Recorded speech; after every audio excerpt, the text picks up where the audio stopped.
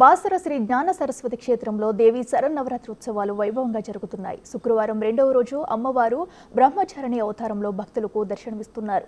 అమ్మవారికి ఆలయ వైదిక బృందం విశేష కుంకుమ పూజలను నిర్వహించింది. అనంతరం అమ్మవారికి పులిహోర నైవేద్యంగా నివేదించారు.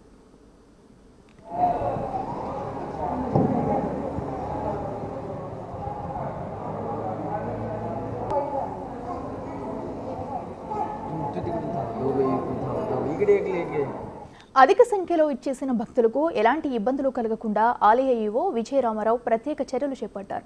అమ్మవారి దర్శనానికి గంట సమయం పడుతుందని, ఇప్పటికే భక్తులకు సేవలను అందించేందుకు స్వచ్ఛంద సేవా సంస్థ భక్తులు ముందుకు వచ్చారు.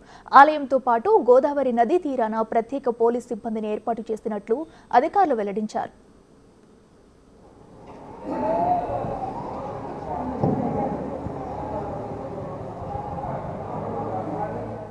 బ్రహ్మచారిణి నవదుర్గల్లో రెండో అవతారంగా అమ్మవారిని భక్తులు ఆరాధిస్తారు. తెల్లని చీర ధరించి కుడి చేతిలో జపమాల, కమండలం, ఎడమ చేతిలో కలశం ధరించి బ్రహ్మచారిణి దేవిగా అమ్మవారు భక్తులను దర్శనమిచ్చారు.